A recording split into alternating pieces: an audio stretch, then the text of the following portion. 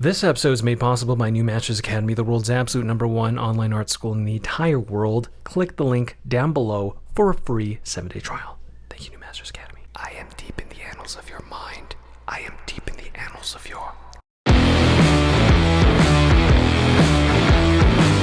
Hey everybody, welcome back to the Honey and Absinthe After Hours Podcast. We're your hosts. I'm Vincent, a background designer for the Hollywood animation industry. And I'm Janet, the ex-Disney artist turned independent creator, and this is a podcast about all things art, business, and whatever we feel like. Now today we're going to talk about why cancel culture doesn't work, and you have no control over the road to redemption, if there is such a thing. But before we get into it, please touch my bells and buttons down below. It helps us out. Help monetize this channel. Help spread the gospel that is honey and absinthe. Janet's buttons are swollen. Please press them to alleviate her swollenness. Hey everybody, how's it going? We are entering the summer season. You know it's summer when a Fast and Furious movie has come out. You know. How do you look? How do you look? Great. You look great. You're getting some sun, I hope. Ooh, you're getting that tan. Not suffering from the seasonal allergies. Happy Monday. Hope you're getting a workout from sneezing all the time. Happy Monday, everybody. Welcome back to the Honey and Absinthe Show. Welcome back. Today we're going to talk about something very, very controversial, and we're going to put our theory of last week's episode to the test. Yes. That outrage just doesn't work anymore. But before we do that, I just want to let you know real quick, I don't want to waste your time. Just real quick, just hear me out. Next week, on June 1st, we're coming out with a new song. So please stay tuned for that. Everything's all tidied up. We put the song, we're uploading it on Spotify and the iTunes. So look out for that. Listen to our old tunes if you haven't already. Find us at Honey and Absinthe on Spotify. Okay. Let's get into the topic of the show. And I want to tease something for you. This is kind of like an episode we've always been dreaming to talk about. And then the kind of like the caveat is like, we'd always ask ourselves, like, when are we going to be able to talk about this episode? When are we going to be able to talk about this episode without getting too canceled? Because I feel like we're going to say some really cancelable stuff in this episode. Right? We're going to say some things that people are going to be like, holy shit, I can't believe you just said that shit, man. Yes, because believe it or not, we do keep some opinions to ourselves that we feel like are probably inappropriate. We have been on the show for almost 2-3 years? Yes. And we have kept this secret from you that we will reveal at the end of the show. Because we're finally at that point in time where it's kind of safe enough to say it. Okay. But that's at the end of the show. But where do we even start? Where do we start, Jan? Let's start with relevant stuff that's happening right now in media. Con is happening. This isn't relevant to the average person. And no, it's not Con from Star Trek. It's Con, the film festival. Yes. Con is happening. CinemaCon has happened. The Met Gala recently happened. And there's a common thread here in relation to celebrities and how previously canceled people are now not canceled, or entire industries are celebrating certain people that I'm like, wow, interesting. I can't believe you guys are even talking about these people who you shunned or refused to talk about, ghosted for years and years, and for the past 3 years, 4 years, 6 years. Some of them recently are, you can talk about them. Yeah. Which is amazing. Suddenly it's okay to be associated, it's okay for Hollywood to be associated with certain people, which is fascinating to me, because if you remember it back in 2016, 2018, oh boy, if you were associated with any of these people, or if, God forbid, it was just cancel culture. There was that one comedian that like canceled Picasso in her Netflix special or whatever, like she's not even alive. So first of all, Con is happening, and Johnny Depp got a standing ovation at his new movie premiere, and apparently everyone loved it. That is very odd to me that everyone first of all, the news media, like Variety, is trying to get like gotcha moments from people like Brie Larson, because she used to be so an ally. Yeah. So they wanted to get her opinion of, what do you think about Johnny Depp? And then she's like, why are you asking me this? She completely dodged the question. Meanwhile, so they couldn't really get a straight answer from anyone, but people love Johnny Depp now. Apparently it's okay to hire him and to have him star in your movie now. For the people who have the very short memories, Mm-hmm. What did Johnny Depp do? Why was he canceled? What was this about? Give us a quick refresher. Was he married to Amber Heard? I think so. Either that or they're dating. Yes. So but they were banging. Partner at the time, previously, his ex-partner, Amber Heard, back during the Me Too era, wanted to be part of the Me Too era, and basically wrote an expose on her ex-partner, and people put two and two together because it wasn't very hard to basically say she was talking about Johnny Depp and claim that he was her abuser. And then he took her to court for slander, and it was this big old messy Marriage Story-esque public, I don't know, divorce proceedings where we the audience are the children witnessing mommy and daddy go at it in court. Yeah. Johnny Depp was basically found to not be guilty, and a lot of questionable things were brought up about Amber Heard, about how maybe she is also an abuser herself. So now, well, like for a long time, Disney had like cut ties with him. He lost a lot of jobs. That's the slander part. He could prove that he lost jobs, but at the end of the day, it seems like everyone's fine.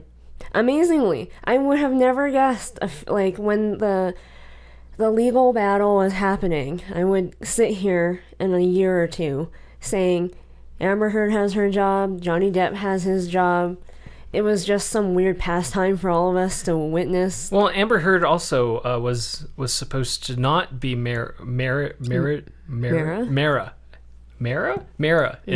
Aquaman, the next Aquaman movie.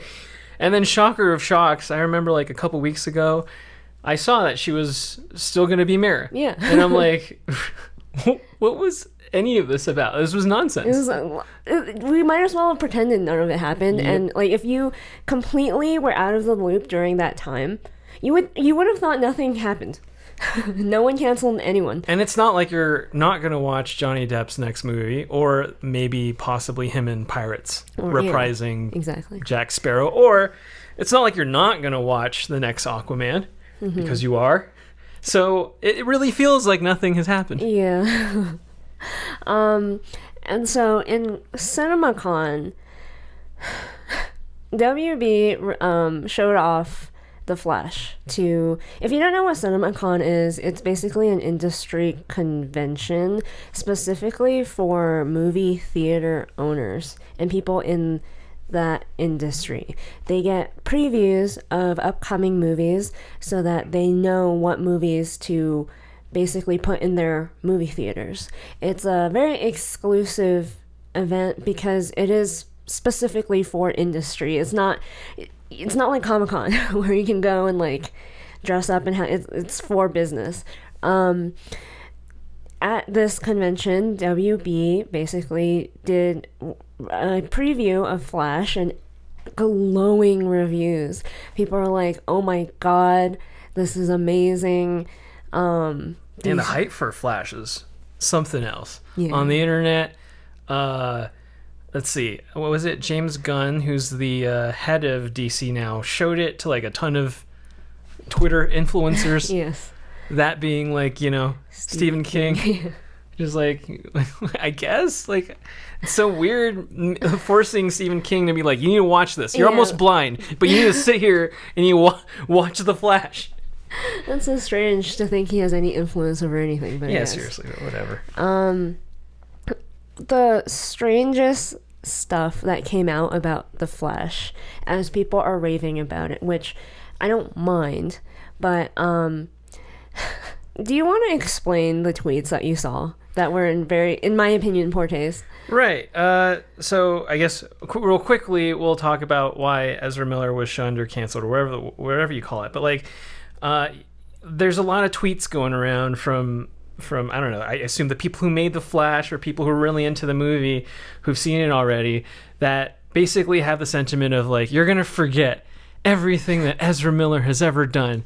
And there's almost this expectation that we will, this movie, this piece of science superhero fiction is going to make people forget about the things that he's done in the real world. But in a way, I think they're right. Yes, they're not wrong. I'm just surprised they were so just saying it outright. Like, it doesn't matter what he did. No one cares. Once you see this movie, I'm like, wow, interesting. What did Ezra Miller do again? It's all very confusing to me. But from what I gather, I don't know if he thinks of himself as trans, at the very least non-binary, and a lot of times he uses that card to be an asshole. People were really mad at him for supposedly, see, I didn't do my research here, but like he supposedly... Oh, we should do our research right now.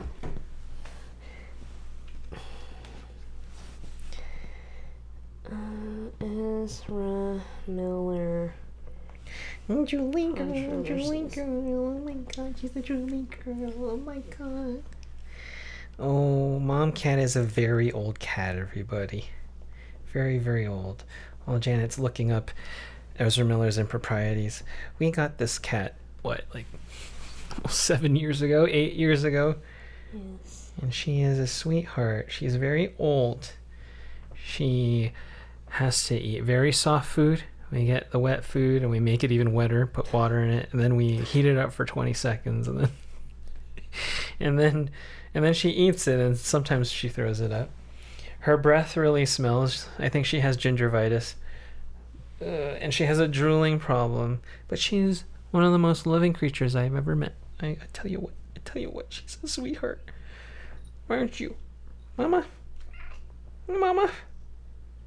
She's drooling like crazy. Don't drool on the mixer, please, Mama. Please. It's expensive.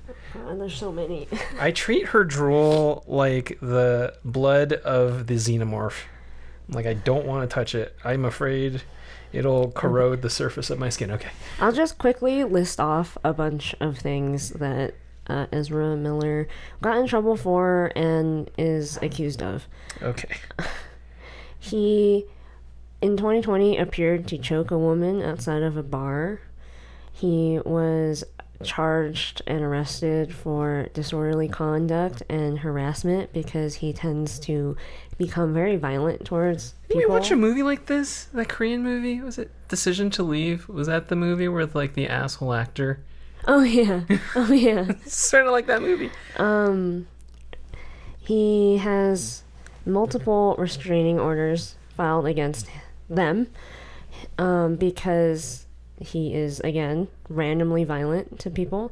Jeez. And then he was arrested on a second-degree assault charge. He is accused of grooming a child, teen, I guess. Another parent comes forward with allegations against Ezra Miller for grooming, accused of burglary. So Ezra Miller, not a great human being. Probably one of the worst human beings publicly as a celebrity, but this comes as no surprise because the very first movie I've seen Ezra Miller in is a wonderful, wonderful, wonderful movie about a school, I guess school shooter, technically a school archer, but a school shooter called what's that movie called? We need to talk about. We need to talk about Kevin, right? I saw that movie in theaters after school at Art Center, and I was like, this movie's insane. Tilda Swinton's amazing. The cinematography in this movie is amazing. But this kid, who is this kid? He's really good. And I can't wait to see this kid in more movies. I would never want to meet him. I would never want to work with him. But boy, is he a pleasure to watch because he's really good at acting. Yes. Wouldn't you agree? What was the first Ezra Miller movie you've seen? I think it was Perks of Being a Wallflower, and he was the best part of that movie. The Percy Jackson kid was really not great either. He's like the same in every movie. Yes, he's just acts like himself. But Ezra Miller, he was great. Amazing. So he is a very talented actor. I was very excited to see him casted for Flash. And then quickly after, all of this happened. And I was like, what is going on? But it's not all that surprising if you've seen his movies. Maybe he's not acting half the time. Maybe this is for real. Yeah. And then there's the Met Gala. This year, the Met Gala's theme is basically Karl Lagerfeld. And he's this designer that was really famous of being the head of a lot of really big brands back in the day. He designed for Chanel, Balmain. Has a huge legacy in the fashion world. So this was this year's theme, and everyone came dressed up in various styles of Karl Lagerfeld in his artistic vision, I guess. Problem is, a lot of people, not a lot, but like a small subsection of the internet who are very sensitive got very annoyed and were like side-eyeing Vogue and the entire Hollywood machine because Karl Lagerfeld is kind of, in their eyes, a problematic human being. I looked into it. To me, he is what I would call a typical artist. Artists tend to like to... A Kanye, would you say? Yes. They tend to like to say things that they know will rub you the wrong way. Half the time, you don't know if they're for real or not. The other half of the time, they probably are, and they don't care because they know you don't actually care, or like they have a certain vision that of what their art should be, and they're not going to let your sensitivities get in the way of that. So, for example, he has put Muslim text on a dress, which made, obviously, the entire Muslim community very, very mad. He was accused of cultural appropriation. He defended his use of size 0 models and basically fat shamed in like a really kind of savage way, that fashion is not really for the fat Midwestern wives, or however he said it. It was so like amazingly offensive, like so offensive that you have to realize he's trying to piss you off. A lot of people think he's homophobic, even though he himself is gay. But the statements I've read that he was saying, he just doesn't like the way people try to use being gay as a way to be better than everyone else. To be a protected class. Yes. Or he called it the bourgeois. Oh. He doesn't like it's not really about equality is what he's trying to say, which is really nuanced, but like people don't want to explain it in that nuanced way. They just would rather say he's homophobic. Though he did intensely mock Andy Warhol for being hideous, which That's a little mean. Mean? He's not like a looker or anything. Yeah. But like, you don't say publicly that Andy Warhol looks like a rat. a raisin. Jesus Christ, not a rat.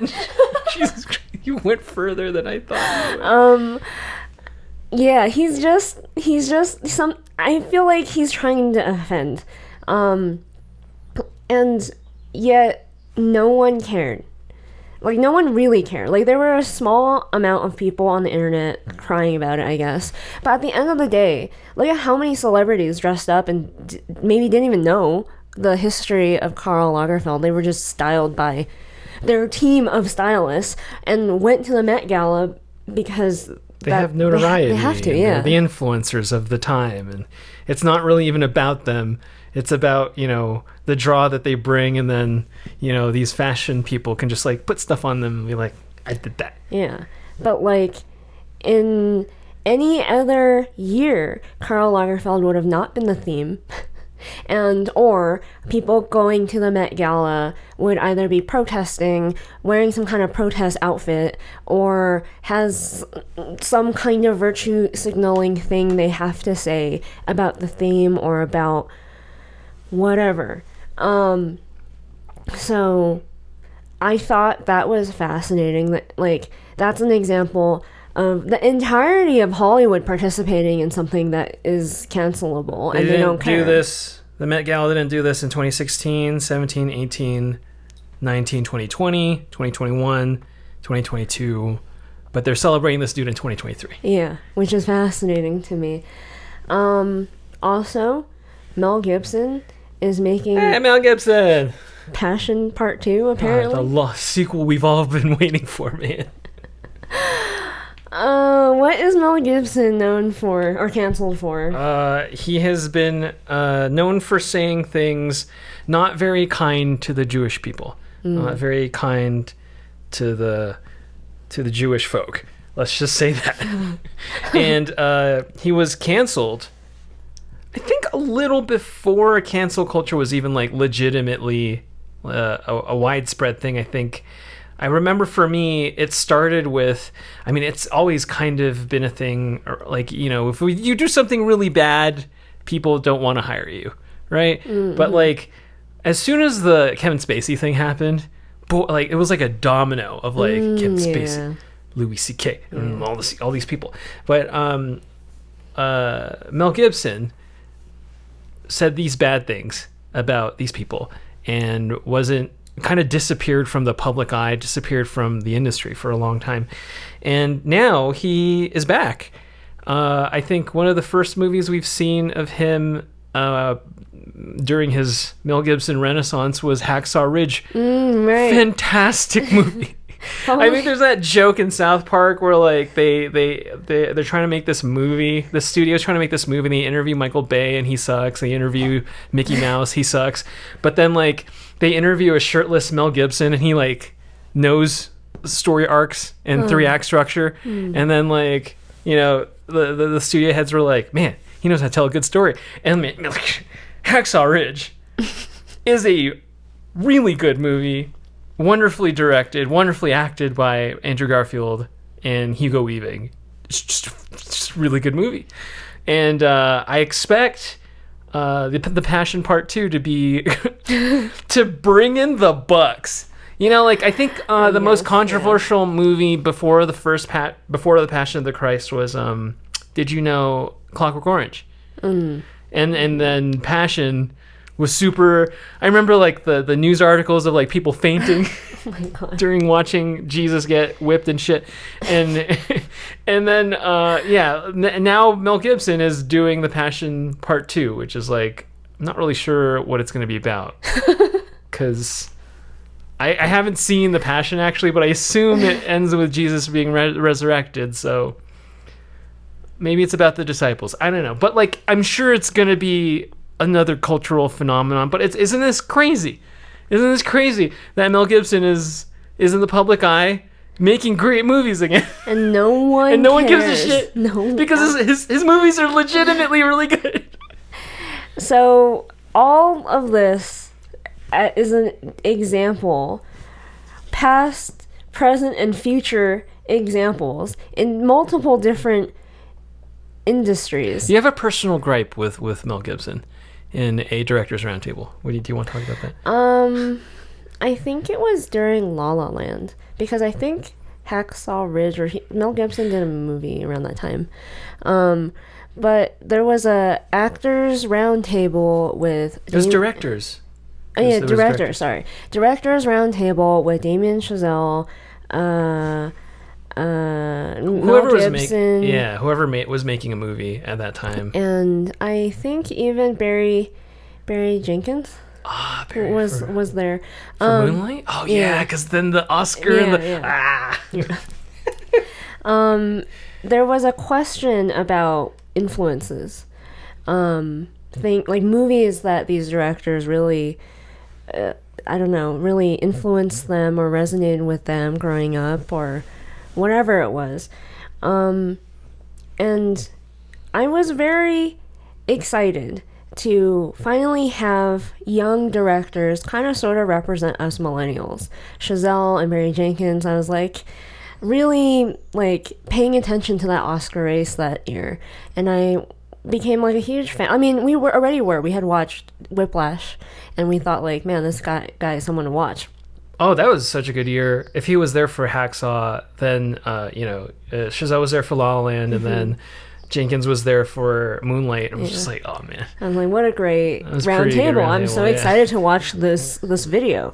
I don't really know anything about Mel Gibson. At the time I was like, I didn't even know really what his controversies were. I liked Hacksaw. And the Chazelle, Mel Gibson goes first because, seniority. He named some random, obscure cinema, the correct answer you're supposed to have. Pat me in the head, I know my cinema type of answer. Which honestly, it was probably honest too. Like, he grew up in a time where we dumb millennials probably wouldn't have watched whatever movie he said. And then Chazelle says like, well, I grew up with Lion King, and it really resonated with me. I bet Barry Jenkins said, what's his name from Rosemary's Baby? I don't remember. The one who would fight with Polanski a lot because he's also director. Yeah. What's his name? We watched a ton of his movies on Criterion. I know. I forget his name all the time. Cassavetes. Yes.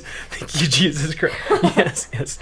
He did it. Barry Jenkins loves Cassavetes. Okay, continue. Sorry. Yeah, I think he did say that. Yeah. I know. Oh my God. Moonlight's basically a Cassavetes movie. Maybe this is a really niche thing, but if you're in a conversation with a bunch of directors, you're not really supposed to say you like Lion King. You're not supposed to be honest. Yeah. This is a dick measuring contest about how much you know about cinema. Okay? You don't want to just go like, I love sword art online. You're supposed to like get as obscure as you possibly can and to telegraph, I have taste. And then other people are supposed to go, oh, Cassavetes. Yeah, exactly. At least Barry Jenkins understood the assignment. He genuinely likes Cassavetes, though. But yes. Yeah. But, Chazelle says Lion King, which to me is kind of like a really punk rock thing to say to very accomplished directors. It's like, fuck your taste, bitch. I like Lion King. I like Lion King, which is a fantastic movie. Yes. It's a fantastic movie. And then Mel Gibson cuts him off, like the amount of disrespect, and was like, I can't believe you said Lion King is your inspiration, like, is so influential to you, and basically like laughs in his face. And I was just kind of like, wow, dude, you are known for something worse than that, okay? Shut the fuck up. Like, I can't believe, like, as much as I like Hacksaw Ridge, I can't believe you're like, this is, and it just like grinds my gears that I would be the Chazelle in that situation, in like private conversations between other artists, other people in the industry. Everyone's trying to flex on each other, and I just be like, la la la, I like Lion King, and then they'll like laugh and make fun of me and mock me, and just be like, what is this? Why can't any of us be honest? But that was an instance of me going like, worse than whatever Mel Gibson has ever done. I'm just like, you suck. I don't know why. That just really like ticked me off. Has society canceled your favorite artist, and now you can't tell anybody or anything, or anybody in the world who your favorite whatever is because he or she was caught doing the wah-wah. You know what I do when I feel those feelings? I drink my coffee brand coffee. Coffee brand coffee makes me feel like I have the energy to keep my favorite things a secret from society. If you would like 5% off your entire order, enter code honeyandabsinthe at checkout at the link down below. Enjoy your coffee, enema babies. All of this to say that there is a road to redemption, and us normies, no individual has any control over who gets a road to redemption and how and why, and yet culturally somehow we're all supposed to all of a sudden be okay with these people. I want to talk about that. I want to talk about why. Who gets to choose? Who do you think gets to choose? Whoever's in power. The heads of corporations and the deep state and everybody who's controlling everything. Everybody. Yeah. It's not us normies. It's not even the actors. It's not the directors. It's not even the studios. Actually, it's kind of the studios. That's when we're getting to the territory of like, oh yeah, they're actually like pulling the strings and stuff. Yeah.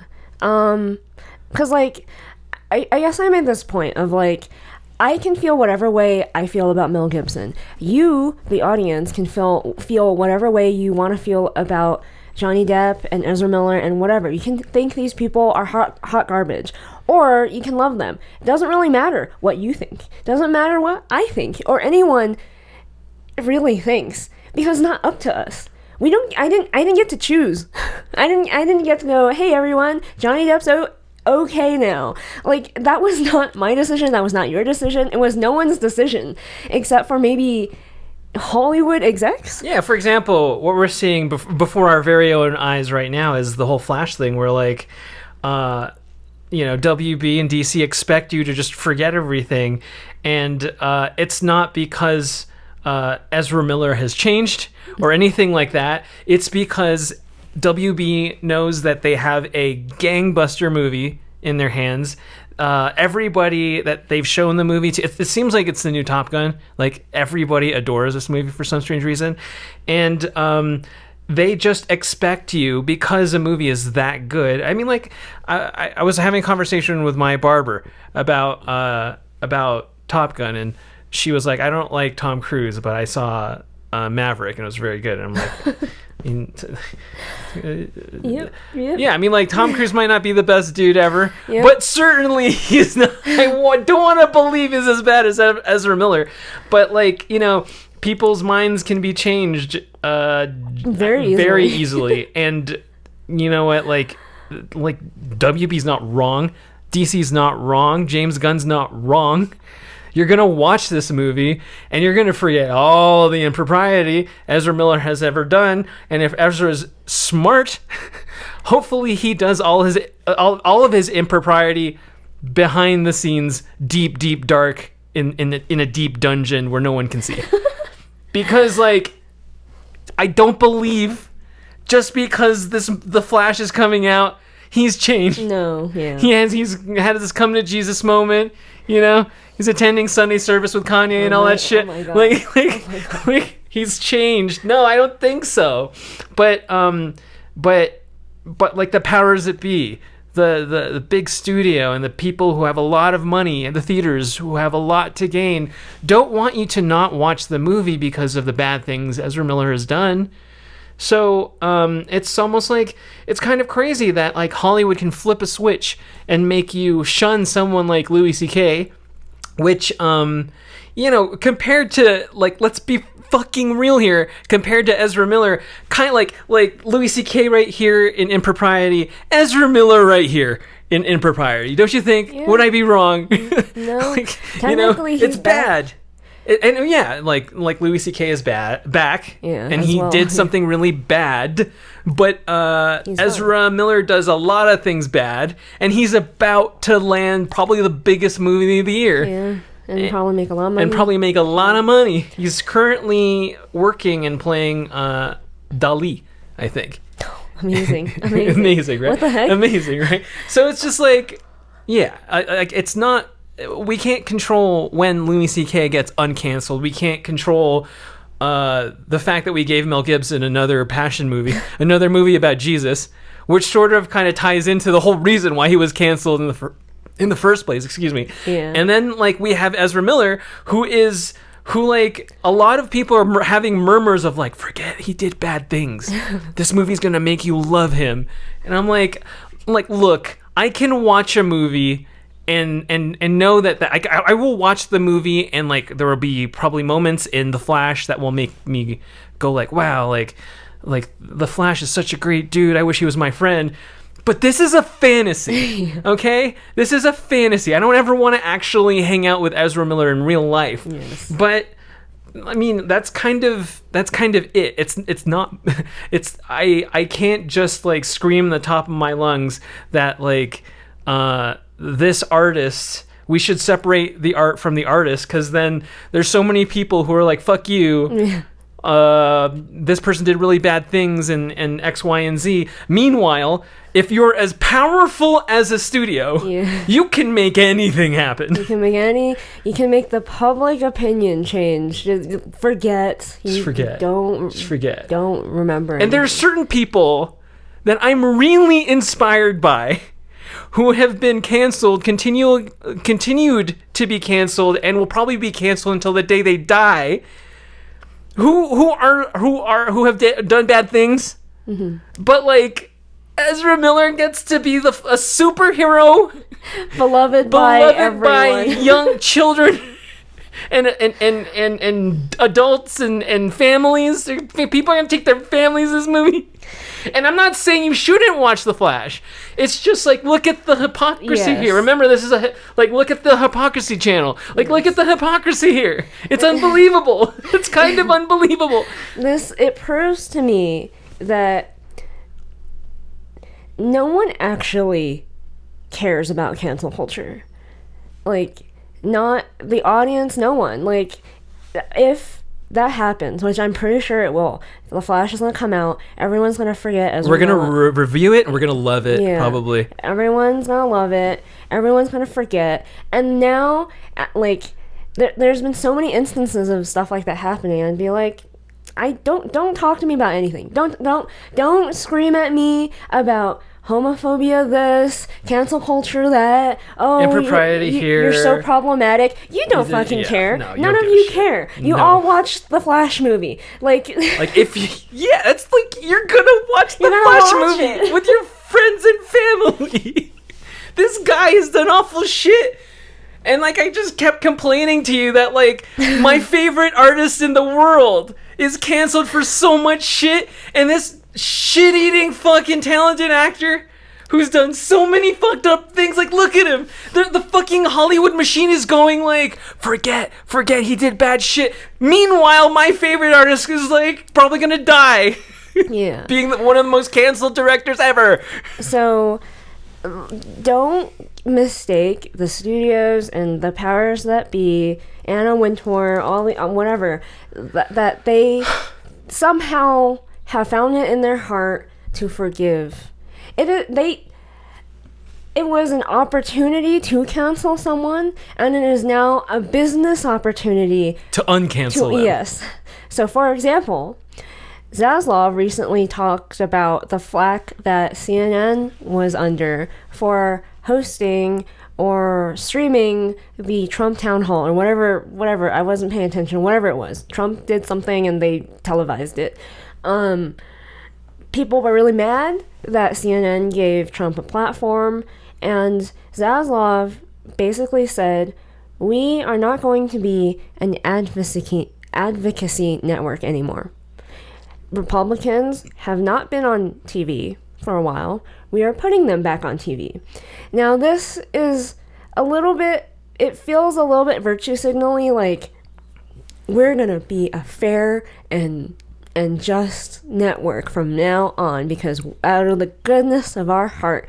But no, I think he knows the way every single media outlet knows how Trump saved their asses for the entirety of his presidency. For 4 years, the news industry was making bank. Yes, when they were previously dying. And now that Biden is president and they want everyone to go to sleep, the media is again struggling. BuzzFeed is laying off thousands of people. A lot of different media outlets are laying off a lot of people.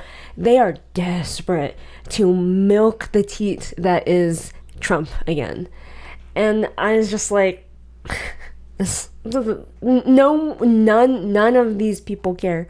None of these people ever cared about your outrage. Yeah, trying to progress things, trying to make things better, trying to get people to do better.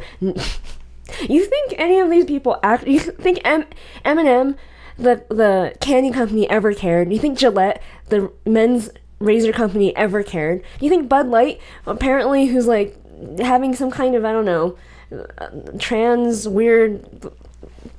They want you to buy beer! They don't care. They want you to buy their beer by any means necessary, you know?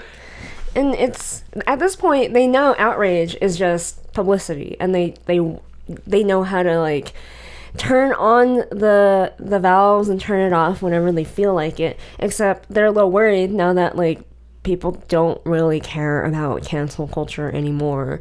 So they're like going back to what Hollywood and the media and everything used to be, just honestly being awful. And knowing that they think you're dumb. They genuinely think you're too stupid to remember.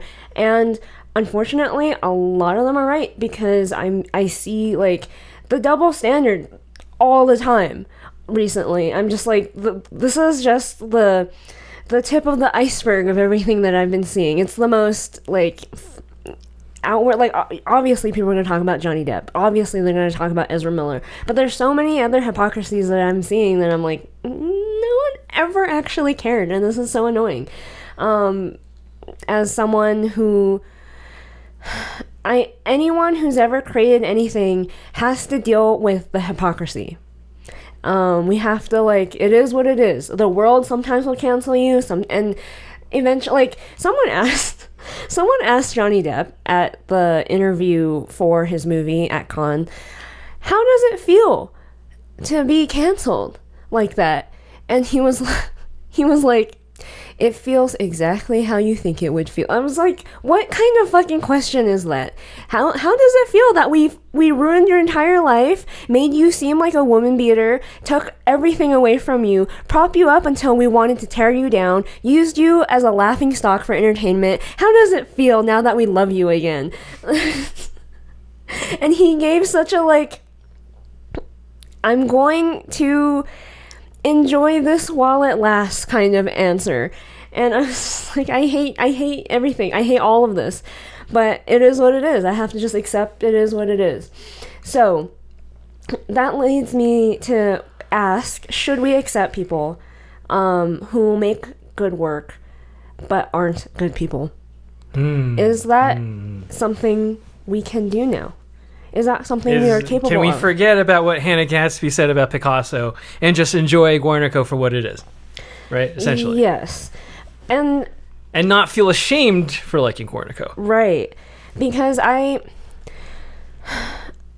when I explained in a very, probably not very persuasive way in my Why I Quit My Job at Disney video, why I quit my job at Disney, part of it is a lot of the people in the industry, in Hollywood, are not good people. And when I say that statement, one half of people go like, I Yes, that's obvious, I know. And the other half of people are like, how dare you say my favorite actor, artist, director, whoever, are not good people. No. And I go like, I can't believe I anger both types of people at the same time. One thinks I'm stupid and naive for having to say it. The other side is mad at me for just saying it. And I go like, people in Hollywood gravitate to Hollywood because it gives them the power to be shitty, not because they like art, not because they like movies, they want to be famous. They want to be loved, and they want the power to be shitty. To get away with shit that us normies would go to prison for. Exactly. It's why I dislike teachers. It's why I dislike policemen and doctors. Hollywood is the same thing. It's why so many people dislike religion, organized religion at least. And yet, when I say that about Hollywood, somehow everyone wants to jump down my throat because, oh my god, Ezra Miller is the best person ever. Oh my god, Johnny Depp is the best person ever. Until you find out maybe they're not. And that even goes, like, it's particularly interesting when I say this to industry people, because sometimes they won't believe you. Let's say you are friends with someone who you work with in the industry, and they're very nice to you. You get lunch, they're like really cool to hang out with. So when I say that so-and-so is kind of awful, they're kind of really abusive as a boss, they're kind of just not a great coworker or employee or whatever, suddenly you become all up in arms because, like, no, I'm friends with them. They're really nice people. They treat me really nicely. And I can't believe that some people don't understand that, yes, you can have lunch with someone. They can be very polite and kind to you. But when they suddenly have power over someone, when they work and they're a boss of someone, they can suddenly turn into a really abusive asshole. But sometimes they're nice.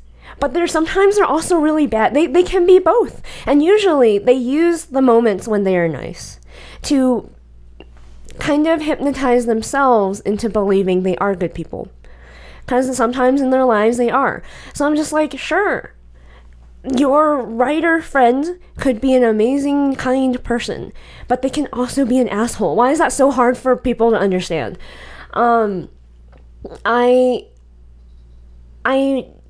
Because you have to understand the duality of all of this when you work in Hollywood. We all understand this. In order to work, we have to swallow all of this on a daily basis. And we have to separate the difference between how good someone's work is and who they actually are as a person. In order to, like, you will go crazy. You will have moral crises constantly if you can't. You will not work in Hollywood if you can't. If you work in any sector in Hollywood, you're going to work for someone who fucking sucks, who's a dick. Yes. And you know what you're going to have to do? Unless you're Janet. You're going to have to eat that shit. You have to put that shit in your mouth, and it smells so fucking bad. It keeps you up at night. There's some days you're just crying in the morning because you don't want to eat shit from this shitting piece of shit. But you know what you're going to have to do? You have to open their ass and eat their shit every day. That's what working in Hollywood is. Yeah. Kind of what working in America, when any work culture is, actually. Yeah. But whether it's Japan or London or here or China, wherever, you're going to have to open that ass and eat that shit, okay? It's just, I guess Hollywood has a mechanism to get you to believe that these people aren't bad. And so you're so fooled by the person this person plays on the big screen in a TV show. You're so amazed at how talented a director is or a writer is or whatever that you're willing to overlook the possibility that this person could be an asshole. And I think because when you work in it, you have to separate those two thoughts, that maybe their work is really, really fucking good and that's why they still have a job, but at the same time they're a huge dick about it. I don't think you are a bad person if you like art that you're not supposed to like. If you like someone's whatever, even though they're an awful human being. I don't want to believe, like I think a lot of people do like things they're not supposed to like, and they just keep it to themselves. Like, oh yeah, like people love Kanye. Yes, exactly. Like, till this day, no matter what Kanye does, and no matter how many people who hate him do what they do to try to make him disappear, people still really like Kanye. Okay, you know, like Tim Pool's not gonna make, and his ilk are not gonna make him disappear, and everybody who has power will not make Kanye disappear. Kanye will always be Kanye. And if you like Kanye, you just like Kanye. I don't know what to tell you. There shouldn't be some kind of moral judgment on you, some kind of weird shaming of you for liking whoever you like. Fuck you, Kanye. I'm going to call you Kanye. Instead of yay. Yeah, fuck that shit. So, who do we like? Oh, before we talk about that, can we separate the art versus the arts? Because I think that's sort of like the kind of what we've been alluding to this whole time, and it's this conversation I've always wanted to have with you since the beginning of this podcast. It was always like in the queue, and I'd be like, we can't talk about that yet. We can't talk about that yet. They're not ready. They're not ready. We're gonna get filleted. But now let's talk about it, because clearly, bitch, you're gonna watch The Flash. And if you're going to watch The Flash, you can clearly separate art versus the artist. Art versus the artist. You can separate Ezra Miller being a complete fucking asshole, doing the worst hedonistic things in the world, and then cry about his beautiful acting and how endearing and charming he is as the Flash, right? So let's talk about it. Can we separate the fact that, let's just use Ezra Miller as an example, that Ezra Miller is one of the best actors in his generation. Very difficult for me to think of someone better than Ezra Miller. He has this interesting voice. He has this like pouty thing going on in the Flash trailers, but he can also be like, he has that 1,000-yard death stare thing going on, and when you talk about Kevin, at the same time, which is so versatile, you know, and he can act with greats like Tilda Swinton, no problem. He's really talented, but he's done really bad things. Yes, you know, like for example, Kanye has done like Mel Gibson level bad things. Yes, Mel Gibson level bad things. Are you like? Yeah, why should we cancel Kanye and not Mel Gibson? Like suddenly is my dark twisted fantasy like a forbidden record that we should just never listen to? Is the Passion something we should never watch? Is the Flash something we should avoid because of Ezra Miller? Should we not watch Guardians of the Galaxy 3 because James Gunn said dead baby jokes or some shit like that? And continue. Do you want to talk about him real quick? Non sequitur. So let's talk about the head of DC, James Gunn, because dude is hilarious. Yes. Okay, so if you're not up to speed, James Gunn kind of sort of got canceled in the height of cancel culture. When he was on Guardians 1 or 2? 2, I think. On the way to making Guardians 3. Yes, because people went through his tweet history and saw that he made some off-color dead baby jokes. And then he doubled down because he's a dark comedy asshole like we are and made more dead baby jokes. And Disney fired him. Who doesn't like a dead baby joke once in a while? Come on. Yeah, I guess.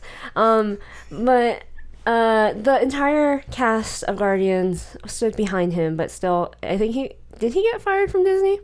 He got basically super canceled, that to the point where they kind of made him not do Guardians 3, which and landed him to do Suicide Squad. And then he did Guardians 3 anyways. And then they were like, "Oh my god, you're such a great talent, James Gunn. Come back, do Guardians 3." So like in Suicide Squad, he made so many petty jokes about how he doubled down on dead baby jokes and save the children jokes that he once again poked fun at all the people who canceled him in Suicide Squad and like wrote it into the script. And it's then, such a Janet and Vincent thing to do. Yeah. Too. So like wink and nod. So every single time he would like point and kind of make art out of the reason why he was canceled, I would just go like, I love this. This guy is hilarious. You don't give a fuck. He doesn't give a flying fuck. So we got really bored, and we did something very unusual. We haven't seen a Marvel movie since The Eternals, because you forced us to for some strange reason. Yes. But we watched Guardians. Yes. Simply because it's kind of like one of the like we watched Guardians 1, we watched Guardians 2. We saw all the ridiculous stuff in the Avengers. James Gunn. We like James Gunn too. I loved Suicide Squad. So we were like, let's watch it. It's one of the James Gunn's one of the, when he does a Marvel movie, it's one of the only times a Marvel movie has a voice ever. Yes. The Russo brothers don't really have a voice. Oh, I mean, I guess Sam Raimi, you know. I guess it's just like, yeah. you know, it's Sam Raimi when Bruce Campbell's in it for some strange reason. So in Guardians 3, sorry to semi-spoil certain things. It's barely a spoiler, some of these things. But there's a plot line in it where a bunch of children show up. And then I think someone, Drax or somebody who sees, so it's Drax, Mantis, and what's her name's sister? Nebula. Nebula, right. They show up to nowhere, and like they're trying to save the children. They literally had a save the children moment in the movie, and then the people who were like, "Oh my god, is that children?" Yeah, I mean, so they're like trapped in this like dungeon, and then like they look around, these small little critters go around, and then like it's revealed that they're children, but like it's funny that they have that like strange like comedic highlight pause of like, are those children?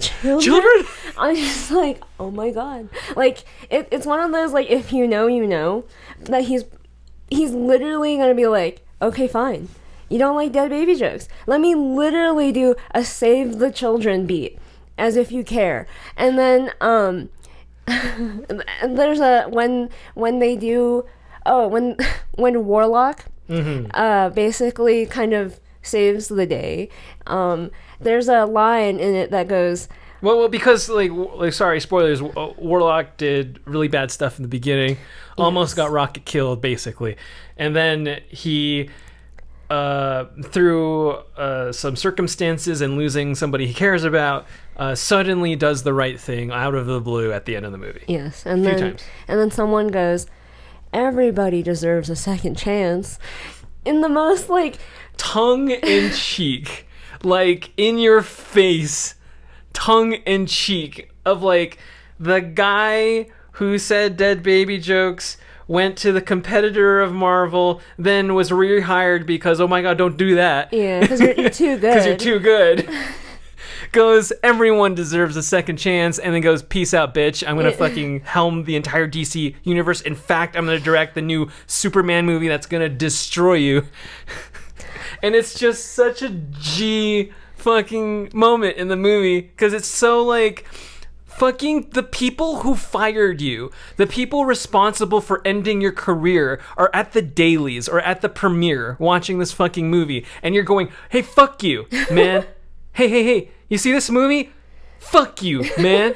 And it's just so G. It's like one of the most G-est things ever. So, and it's hidden well enough that like I'm seeing people on Twitter going like, "Oh my god, I'm crying because of Guardians." I'm like Like it just flies over your head. yeah, you don't. These are Marvel fans. You have no idea.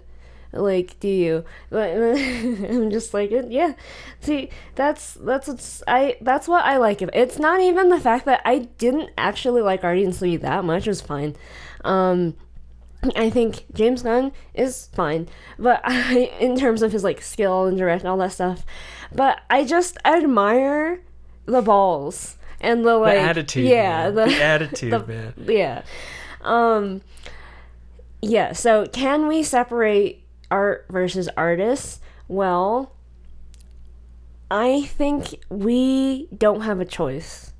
We as being artists, especially. Yes. I think the audience doesn't have a choice. Clearly, we can. Clearly, everyone can. And whether you personally can or can't, you don't have a choice in that. Like, which is kind of like, it's not an opinion I would have held when I was younger. I've been like, well, I can't or I can. That's my opinion. That's like no one else has control over that. But like clearly, people can make you forget very easily. Here's the thing. There are people who will watch the banned things, whether you like it or not.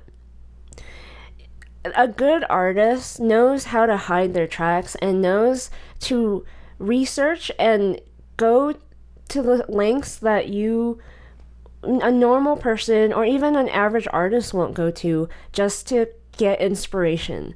And the most enticing thing to most artists is to go where things are banned and to see like, why are they banned? There's like some weird sick sense of curiosity for artists especially to do that. And you don't have a choice in the matter. You, the audience, you, the individual, you don't. And it's proven by so many recent directors. Like, you think that some of the greats, like Scorsese, hasn't watched everything? Like everything. And then it influences his movies. And like, for example, Greta Gerwig and Damien Chazelle both they're great directors, right? They one directed Lady Bird, one is going to come out with Barbie. Damien Chazelle made La La Land, Whiplash. He had multiple Oscars at his young age. Like he's head judge at the Venice Film Festival, I think. Currently, yeah, I think. They have obvious influences in their movies that they've watched people that you're not supposed to watch. So if you like their movies, if you like La La Land, if you like Whiplash, if you like Lady Bird, unfortunately, I have to tell you, you have accidentally watched banned people because they have taken from banned people so overtly that most cinephiles know who they're referencing. They are silently applauding them for that. And if you don't know because you haven't watched... this is so fresh. Yeah. This is so new. Oh my goodness. There's such a visionary, such an original yeah. voice. And just be like, well, okay, all right. They think you're dumb. Or if you are an artist and you refuse to watch certain things and certain people simply because people say they're off limits, you're missing out. You're truly missing out. Your things are gonna go straight over your head, completely, and you won't know. No one will know. And then the people will get credit for it. Like Greta is suddenly such a revolutionary director, and I'm like, you're just certain people combined, and it's not that revolutionary to most people. Like there's that scene in Babylon where Margot Robbie disappears into that Los Angeles jungle in the streets, and it's lit almost exactly like Chinatown. Mm-hmm. And it's like you accidentally saw a Polanski movie or saw somebody who was inspired by Polanski, who is a child abuser, and you are like, oh, that's fine, or you don't even know anything. You don't even know. You don't even know. So these people who are willing to watch everything because as an artist, you're just that curious. You're going to watch the most ridiculous shit. You're going to watch Takashi Miike. You're going to watch, you're going to watch just ridiculous. You're going to watch Lars von Trier. You're going to watch... But you're going to watch banned people, like, let's say, Polanski, and you are going to take from them. Yes. Or you're going to at least consider, like, boy, like, man, isn't Chinatown such a downer movie? That's one of the most downerest, best downer movies ever. Yeah. But isn't it beautiful? Isn't it this and isn't it that? And it's just like, if you are the type to be like, oh, I'm not going to watch anything by Polanski. I don't like Mel Gibson. I'm not going to listen to Kanye's music. Go ahead. That's fine. Just know that you're at a severe disadvantage and you're only doing that to yourself. And people who are and will be better than you will watch these banned things, will consume this banned content. And somehow it will end up in their work. And somehow people like you who don't even know what the fuck, where all of this stuff comes from are going to be like, damn, they're so talented. Yeah, like, for example, Billie Eilish's Bury a Friend, Where Do We Go When We Sleep, whatever that song. It's basically Kanye's... Oh, Black Skinhead. Yeah. Like, kind of the beat. It's almost like a trope that there's so many songs like that kind of copy exactly. that thing.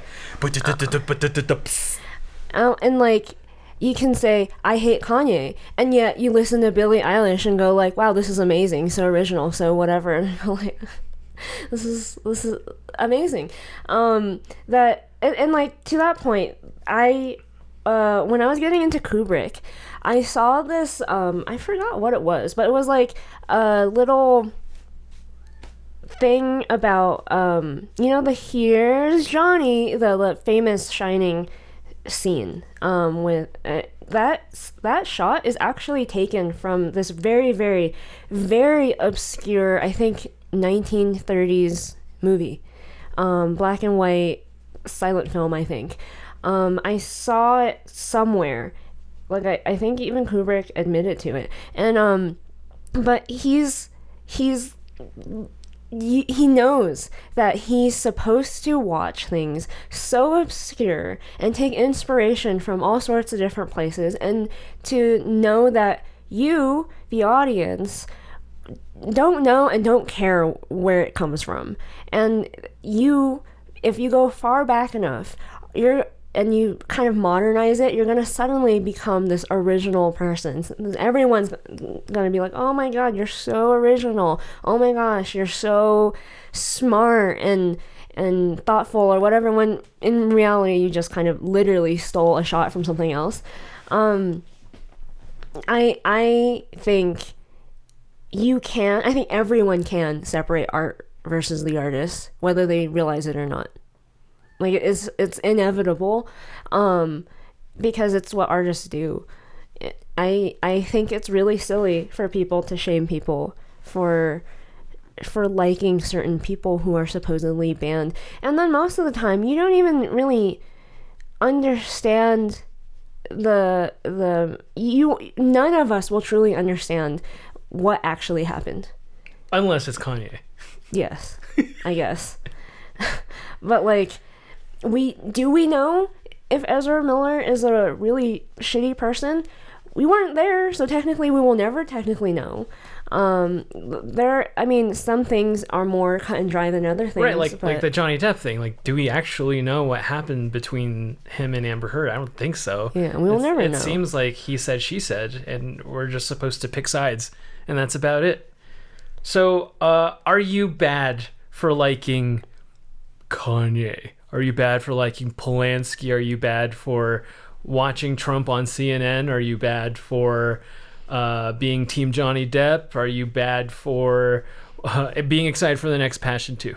No. Are you a bad person? Should we have a entire vigilante internet campaign to cancel you and find out where you work and be like, this person likes this disgusting human being who makes really good work? You're canceled by association. Yeah, basically. I don't think so. I think it's ridiculous. It's like at what point do we stop then? canceling things and people, and it doesn't work. At the end of the day, it just simply doesn't work, because eventually people don't care. Enough time passes, apparently you can get away with anything. Like Alec Baldwin. You can shoot a person. You, as a producer, an actor in a movie, can shoot and end another person's life and be totally fine. Oh, I wanted to bring up, two things. I forget this director's name, but he was an up-and-coming director, basically groomed by Coppola, did The Godfather, whatever. This guy, he was tried and convicted for touching boys, young underage boys. And yet he's making a comeback and no one cares. In fact, Coppola didn't care. He paid for his legal bills. He hired a lawyer and he basically said, we shouldn't cancel people who have a lot of talent. It doesn't matter what he did, because he is really talented and he makes good movies. Coppola put his money on the line for this person, and no one cares. Is Coppola gonna get canceled? is the entire Coppola family gonna get canceled? Like, no. In fact, Coppola made a big movie with Adam Driver that's coming out soon, and it's supposedly like the biggest mess of a production since Apocalypse Now. He's working. He's fine. His allies are fine. All these people are going to be absolutely A-okay. And it's almost at this point where it just seems like all the people who got canceled kind of just knew the score and was like, oh, well, looks like I'm not working for a few years. Yeah. And now they're back. And now they're back with and it's like they're back from obscurity. And it's like everyone has forgotten. Yeah. And then second, I think it's really interesting what movies in cinema history we can and can't watch. Because let's use Polanski as an example. People can openly say they like Chinatown. People can openly say they like Rosemary's Baby. But arguably, Polanski was convicted and is not okay. But there's so many other directors who you can't say you like their movies because they're just not. It's not okay. Alec Baldwin shot a woman dead. Yeah, literally, you can do. But he will anything. He will return in Boss Baby, DreamWorks Boss Baby. Really? I'm not. That was just a joke. That was a joke. That was a joke that will probably be true. He offered as an apology to her husband producing credit. I was kind of like, don't you understand how this looks? You're like, it's fine. I shot your wife. But you get producer credit, right? For all is forgiven. All is forgiven. You're gonna make millions. It's awful. It's so awful. It's so, at this point, I have lived enough life to be like, none of this matters. Truly, none of this. You have enough power. You have enough talent. You have enough connections. You have enough time. Very powerful people. Yes, enough time. People will forget, and they don't care. They never actually cared. So, since we talked a lot about not shaming people for liking band or people that people wouldn't normally shame you for if you like them, let's talk about our personal band artists that we like. Something that we have not been able to talk about basically since the origination of this podcast. We like Woody Allen. Woody Allen, who got Me Too'd, Ronan Farrow, doesn't like his dad. It's just, he makes good movies. So he's your favorite artist, your favorite director of all time. And yet we can say we like Chinatown, and yet we can't say that Annie Hall is a good movie.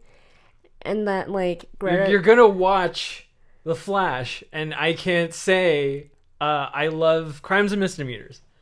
It's fucking ridiculous. I remember telling you when all this stuff at CinemaCon was happening, I was like, I can't fucking believe the industry right now. I fucking hate this. I fucking hate that, like, I have been a closet Woody Allen fan for, like, years. And then all of a sudden, this asshole Ezra Miller comes out, does a ton of bad shit, and then we're supposed to watch his movie and pretend nothing happened. It's ridiculous. It's awful because, like, I didn't know much about the controversy surrounding Woody Allen.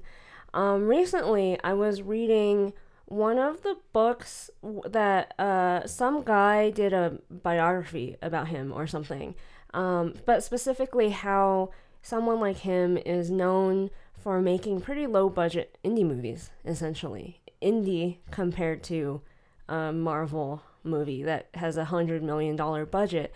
He makes his movies for like 10 to 20-ish million. And it follows his career, and it talks about a lot of the stuff. And I was reading it as someone who, I was like, man, this is really inspirational for budding filmmakers. People who want to learn what does it take to go from script to final movie. How much money does it take? What is the process like? But in it, they talk about, obviously, you have to address the controversy. And everything that I've heard about it was just like, he married his daughter. And I was like, yeah, sure, he's an asshole. I didn't know much about the controversy, but like, because you liked his movie so much, you introduced me to Annie Hall, Midnight in Paris, which stars like Owen Wilson and so many actors, and Scarlett Johansson to this day really defends We'll never him say a bad word about Woody Allen, ever. because he basically has made her, as well as Kate Blanchett, and like, he's made so many people's careers the same way Linklater has, but they don't really get the credit for it for whatever reason. And so in the book, it goes into a lot more detail of what the controversy actually was. And it's not as simple as saying, like, oh, this guy married his daughter or whatever. And I felt really bad. I started feeling really bad for anyone who's been canceled. And, like, because, like, no one is actually going to do their due diligence and read and try to figure out what actually happened. And nor... I'm not sure I expect anyone to, because that's not really your job. Most people don't care. You're going to think what you're going to think. And at the end of the day, I don't think it matters for like Woody Allen. People still want to... So the book goes on to explain that everyone wants to work with him, whether you admit it or not, because he's made so many people's careers. Who's the guy that plays the guy in Dune? Oh, Timothy Chalamet. Recently and worked Elle with Fanning. Him. Yeah. Like, young actors to this day know what it means to star in a Woody Allen movie, even if they have to say what they have to say after the fact, like Chalamet did. I thought it was important. Like, you're gonna use him to further your own career, and also use him to make yourself look morally better, but that's just the game that Hollywood has to play these days, and it's unfortunate. And everyone, and I get the feeling that Woody himself understands that for whatever reason, because his movies don't make Marvel money, he's never gonna get the Ezra Miller treatment. He's never gonna come back from cancellation because it doesn't benefit anyone from. He just has to make his movies in obscurity. And yet, like, Chalamet still wants to work with him. Elle Fanning wants to work with him. Kate Winslet will still work with him. Everyone will still. Justin Timberlake worked with him. Yeah, Recently. everyone. Emma Stone. Like, and yet, are we gonna cancel Emma Stone? Are we gonna cancel Timothy Chalamet? Are we gonna cancel Elle Fanning? Like, are we gonna Joaquin Phoenix? Joaquin Phoenix and Kate Blanchett? Like, is it and Scarlett Johansson? It's amazing. And to that end, Greta basically just takes Woody Allen movies and puts a female protagonist in the place of Woody characters and calls it a day. It's not all that revolutionary when you've seen Cleo 9 to 5 and Annie Hall, and then you watch and a bunch of Truffaut movies, and then you watch Lady Bird or Frances Ha, and then you go like, oh, I'm dumb. And she just watched Woody Allen, is a huge Woody Allen fan, and since the world can't admit that they like Woody Allen movies, instead they just have to applaud Greta as like a proxy. So annoying. Yes. It's so annoying.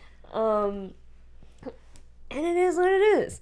So, like, I'm sure people will give us flack for being like, I like Annie Hall. We like. Fuck you! You're gonna watch The Flash. Yeah, like he doesn't like he. Yeah, exactly. So what are in your as a Woody Allen aficionado? What are your top 5 Woody Allen movies that if people, a young artist who was told to not watch Woody Allen, top 5 they should watch? These are my favorite Woody Allen movies in that order. These are what I think who I know you haven't watched any of his movies. Well, I think this is kind of like a normie list, if you will. So I think the first thing you should watch to really get a flavor, because if you don't like this movie, you kind of just not. That's a sign you're just not going to like this guy. You're not going to like what he's about. So first movie is obviously Annie Hall. He won Best Picture for this, Best Director, I forget. Didn't show up because Woody Allen's a fucking G, and he's cooler than you. Next would be Midnight in Paris, because then you get to see kind of what a modern Woody Allen movie looks like. And then you're going to be like, oh, yeah, okay, I get a flavor for kind of what this guy's about. And then you're going to watch the third movie, which is Match Point, which you're going to be like, I can't fucking believe this is the same director. Just to show you the breadth of talent that Woody Allen has. Because Match Point is not a comedy, it is a romance suspense thriller. Which is and it stars Scarlett Johansson, kind of like a big breakout role for her. This is kind of what put her on the map. And then she was in Vicky Cristina, and then tons. What is it? Lost in Translation, and then she was Black Widow. So this is she wouldn't be where she's at without Woody Allen, and I think she knows that, which is why she will never say a bad thing about Woody Allen. And then number 4 should be Manhattan, because it is a beautifully shot movie by Gordon Willis. I don't really like the story too much, and it is a little like creepy when you watch the movie and you see like Woody Allen date somebody in high school. But like it's a beautiful movie. It's like unreal how like Gordon Willis is the Prince of Darkness, they call him in cinema. You know him best for The Godfather, and it is a black and white movie. Manhattan is, and it opens with these beautiful vignettes of Manhattan, played along to Gershwin's Rhapsody in Blue, and Woody Allen going through his like monologue of whatever the fuck he's writing, and it's just gorgeous because like it's truly capturing a time and place and era in beautiful black and white, exposed to just like perfection. So like Manhattan is just like I don't know still to this day a more beautiful movie to me than Manhattan. I love black and white movies. And I think lastly, you should watch my favorite Woody Allen movie, which is Crimes and Misdemeanors, which is sort of like half Match Point, half a typical Woody Allen movie. He is acting against Mia Farrow, which is kind of hilarious. And it's also about it's also a crime thriller romance thing. And yeah, I've always loved his movies. I'll always watch his movies. And like for some strange reason, it's all over Amazon For free or cheap? or super cheap because they know. It's Woody Allen. Yeah. But yeah, like this artist is like my favorite artist of all time. And I remember Will Weston at school. He met Woody Allen and he had the gall to ask Woody Allen, why do you do what you do? And Woody Allen basically said what Woody Allen would say, which is, I'm going to die. I do this because I'm going to die. And like, that has been sort of like this journey that I'm on, because like, that's kind of why I make art, because I'm going to die. It's not like Woody Allen gives a shit they're going to watch his movies because everyone hates him. But this is just something you do. You exist and then you die. You exist as an artist, you make art, and then you die. It doesn't matter if like people see it. It doesn't matter if you're celebrated for it. Maybe you die and become a fucking Vincent van Gogh and become famous long after you're dead.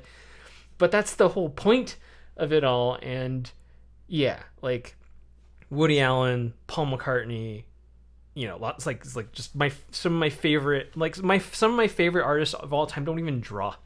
Drawing's so fucking boring compared to like filmmaking and music, man. So if you want to know who Vincent really is, if you want to demask him and make him very uncomfortable, You're making me very uncomfortable. you need to watch a bunch of Woody Allen movies, and you need to kind of get an idea of who the artist behind the art is. And then you realize, like, what is Woody Allen? He's an existential, neurotic person who is overly romantic and very controlling about his art. That is Vincent. What? I'm such a loosey-goosey Californian dude, bruh. I am totally chill, bruh. If you work with me, we collaborate on a project, bro, it's gonna be so chill, bruh. Vincent is one of the most neurotic people. He worries. He has the same neuroticism as Woody Allen, the exact same. And like, and we learned this after the fact. Like years down the line, we have been Woody Allen fans. We like the art, and Vincent just so happens to be like his biggest fan. I am the biggest Woody Allen fan. And he has the exact same strange hang-ups that Woody Allen has. And it's like, I remember I took this class basically about Woody Allen. It's my first introduction to him, because I first watched Midnight in Paris at school, after school in the theater. And then there was this class, which is a very sought-after class, which is like, you know, a film study class about Woody Allen. And I was just super curious, because it was basically by the same teacher who did the Hitchcock class, and like I just fell in love with his movies, like completely. And I fell in love with his themes about romance, love, and death, and being an artist, and the futility of everything, and you know, life is just so short, and you die. And then what happens after that? Like, I don't know. And then for the first time, like, all these things that, you know, as a young college artist, like I would be swimming in my head of like, why the fuck do I do this stuff? And then it all just clicked when I took this class, which was hilarious because it was one of the last classes I took before graduation. And I was like, oh, this is why I do it. Because one day I won't exist, and this is what I love to do, and producing things, movie, art, whatever. Like, this is what I do. And one day I won't be able to do it, and you kind of do it until you die, like Scorsese said recently. Like, he remembers this memory he had during an award ceremony honoring Kurosawa, that in his old age, in Kurosawa's old age, he kind of finally understands the power and what cinema is about, but he's too old and frail and won't be able to make any more movies, and that's tragic. And as a much younger director, Scorsese was like, what the fuck does that mean? And now Scorsese is as old as Kurosawa is, and he finally understands those things, but his body is too frail, and he's probably gonna have to hang it up. And Woody Allen is also older than Scorsese by a few years, and it's just kind of ridiculous to see the man's breadth of work. He's worked a lot, and it's one or two movies a year. Every year. And then, like, you were telling me about Woody Allen's process, and I was just like, you kept going, like, it's you. It's you. It's you. It's you. It's you. Vincent has this thing where, like... What is our process? Okay. I am Diane Keaton in Annie Hall. Everyone thinks I'm Woody Allen, but I am Diane Keaton in Annie Hall. Kind of airheaded, kind of like goes with the flow, just enjoys life. Yeah, you are Woody Allen. You are Woody Allen as a kid, going like, the doctor and his mom is like, can you convince him to do his homework? And he's like, why don't you do your homework, son? And he's like, the universe is expanding. He's like, that's fine. We're gonna live for a very long time. You don't have to worry about that. And he just continues to worry. That's you. And like, how many times a day do I go like, what? I'm gonna die. Like, at least 3 times. At least. And I have to convince you that you're not dying. And then in the book I was reading about Woody Allen, he talked about how his process is kind of funny. Like, you think that he's really controlling, and he is, but like, he likes making it interesting for himself. Like, he likes the neuroticism to a certain extent. He doesn't write down his scripts until it's fully formed in his head. And during that time, he is a neurotic mess. His like illness, anxiety, all his weird OCD, needing to like shower a certain way or like wash his hands a certain way, is peak neuroticism, but he prefers it that way. He's like, he will not write his script down until it's fully formed in his head. And then same with like when he goes to film, he doesn't actually like to pre-plan what shots he's going to use, what the lighting is going to be, which makes it a nightmare for the lighting department and the gaffers and his cinematographer, who's like, I need to prepare, please. And I'm the cinematographer in that case. I'm like, please, I need a plan. I need to plan in advance. But you, for some reason, when we do like conventions or when we do any big project, for whatever reason, when we get too close to the finish line, suddenly you have to procrastinate.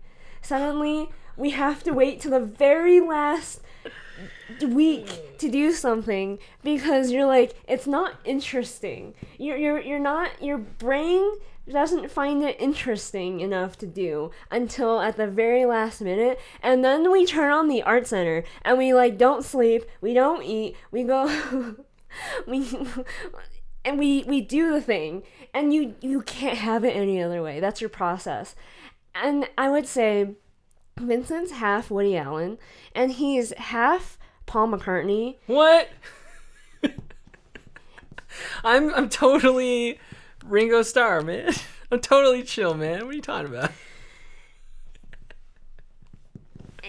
So like no one actually knew what the dynamic of the Beatles were. It was all just kind of hearsay until Get Back. And then what did you think when you and I were watching Get Back, the Beatles documentary about them making their final album and playing the rooftop? I was like, you're Paul McCartney, you're the asshole.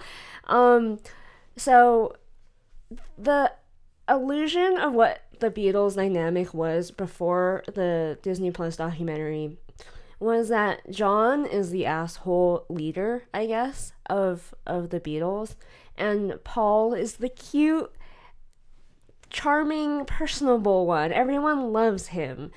George is the fucking weird artist, and Ringo is the freelancer. It's true. That was the image of the Beatles dynamic. And then you look at Get Back, and then you realize what the dynamic actually is. Paul is a controlling freak. He likes to pretend like he's a charming guy who's really agreeable, and he's like really nice. And John is like the freak, the asshole who's like really controlling, and everything has to be his way or the highway. It's actually the opposite. I'm the John in this situation. Everyone thinks I'm the asshole. Everyone thinks I'm controlling and mean, when John just wants to chill with Yoko and like do whatever, and he's good at it. When Paul goes, "Hey John, make up some guitar solo," and he does, and it's amazing, and like in 2 seconds too.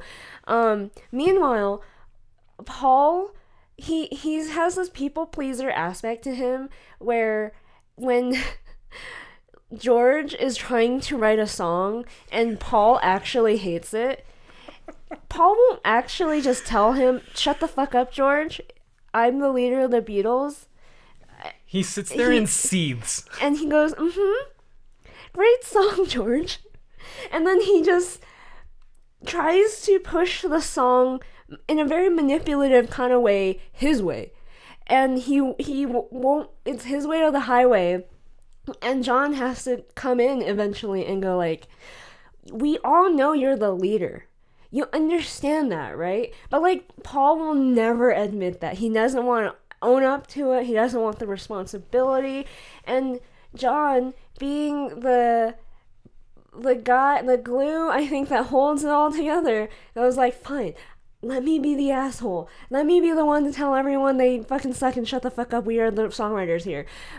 But it's Paul who actually wants it that way. See, that's our dynamic. I am John, and you are Paul. I am Diane Keaton, and you are Woody Allen. Technically, I am Woody Allen, and you are Gordon Willis. Yes, I guess. Yes. I am the person that has a plan that makes everything happen, and Woody Allen shows up and goes like, "Yeah, like that." But actually, he's the one like, "No, it's it has to be a certain way, or else it just won't fly. I will make you change it a million times until it is exactly the way I like." Yes. That is how much Vincent loves Woody Allen. But wants to be perceived as a Paul McCartney. Yeah, man. I'm so chill. Watch those movies if you want to be an informed filmmaker and cinephile. Honestly, watch those movies if you want to get to know me better, too, if you care. If you like this episode, like, subscribe, jingle all our bells and buttons. Check out these episodes to binge all our other episodes, and we'll see you next time. Before you leave a nasty comment about how we like awful people, don't forget, you're going to watch The Flash. So fuck you. Bye!